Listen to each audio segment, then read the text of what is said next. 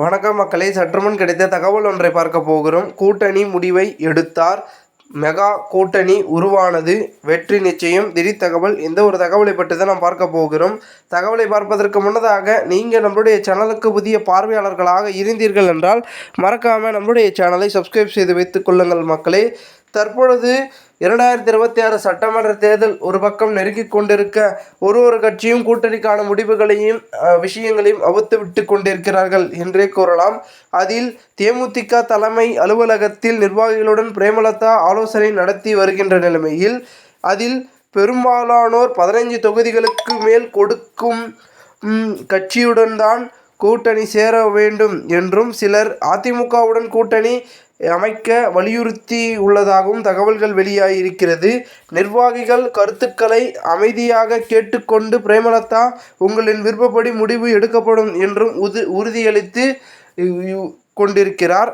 மேலும் இதில் தாவேக்காவும் அதிமுகவுடன் இணைய போகிறது அப்படின்ற ஒரு முடிவுகளையும் பார்த்திங்கன்னா அதிமுகவில் இருக்கக்கூடிய வலது கையாக இருக்கக்கூடிய எடப்பாடியின் வலது கையாக இருக்கக்கூடிய ஆர்பி உதயகுமார் ஒரு பக்கம் சொல்லி கொண்டிருக்கிறார்.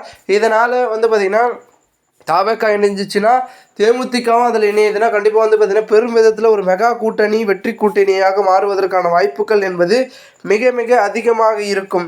ஏனென்றால் தற்பொழுது நடந்து கொண்டிருக்கும் பெரும் விதத்தில் பார்த்திங்கன்னா தமிழகத்தில் விஜய்க்கான அந்த ஆதரவு என்பது கொஞ்சம் அதிகமாகவே போய் கொண்டிருக்கிறது.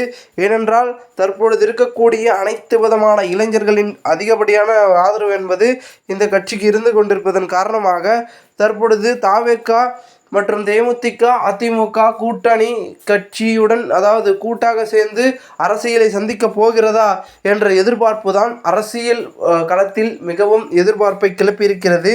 இந்த ஒரு சூழலில் தற்பொழுது இப்படி ஒரு கூட்டணி அமைந்தால் கண்டிப்பாக பார்த்திங்கன்னா வெற்றி என்பது இருக்குமான்னு கேட்டிங்கன்னா மெஜாரிட்டி என்பது தமிழகத்தில் இந்த கூட்டணிக்கு மட்டும்தான் இருக்கும் அப்படின்னே சொல்லலாம். ஸோ அந்தளவிற்கு பார்த்திங்கன்னா பெரும் விதத்தில் சொல்லக்கூடிய கட்சியாக அதாவது கூட்டணி கட்சிகளாக இது மாறும். ஸோ இது நடைமுறைக்கு சாத்தியமாகுமா நடக்குமான்னு என்று கேட்டிங்கன்னா அது அரசியலில் பார்த்திங்கன்னா எந்த ஒரு விஷயமே நடக்குமா நடக்காதான்னு நம்ம தீர்மானிக்க முடியாது.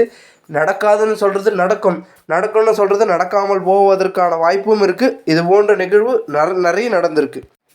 இதனால் தற்பொழுது பெரும் விதத்தில் எப்படி அதை கொண்டு போகிறார்கள், கூட்டணிக்கான பேச்சுவார்த்தையை எப்பொழுது துவங்க போகிறார்கள். ஏனென்றால் தேமுதிக நாங்கள் ஜனவரி நாங்கள் மாநாட்டு பிறகு தான் மாநாட்டில் அறிவிப்போம் அப்படின்றதுனால கொஞ்சம் கொஞ்சமாக எந்த கட்சியுடன் சேர்ந்துடலாம், ஆதரவு எங்கே அதிகமாக இருக்குது, எங்கே நமக்கான பார்த்திங்கன்னா மரியாதை மதிப்பும் செல்வாக்கம் எங்கே கொடுக்குறாங்களோ அங்கே போயிடலாம் அப்படின்றது அவங்க இருக்காங்க. இன்னொரு பக்கம் அதிமுக நம்ம தொடர் தோல்வியை செஞ்சுட்ருக்கோம், நமக்கான வெற்றி எந்த கட்சியுடன் சேர்ந்தால் நமக்கு வெற்றி கிடைக்கும் அந்த கட்சியுடன் சேர்ந்துடலாம் அப்படின்னு ஒரு முடிவில் இருக்காங்க. அதன் முடிவாக தான் தாவேக்காவுடன் இணைந்தால் வெற்றி பெறும் என்ற ஒரு கணிப்புகளே ரகசியமாக எடப்பாடி அவர்கள் எடுக்கக்கூடிய சர்வேயில் வர்றதுனால ஸோ பாஜகவை எப்படியாவது கைட்டி விட்டு நம்ம இந்த கூட்டணியில் சேர்ந்துடலாம் அப்படின்ற முடிவுலையும் இருக்காராம். பொறுத்திருந்து பார்ப்போம் என்ன நடக்கிறது என்பதை. மேலும் இந்த ஒரு தகவலை குறித்த பொதுமக்கள் உங்களுடைய கருத்துக்களை கூறுங்கள். இதுபோன்று நீங்கள் அரசியல் சாதனைக்கு தினசரி தெரிந்து கொள்ள சேனலை சப்ஸ்கிரைப் பண்ணுங்கள். நன்றி, வணக்கம்.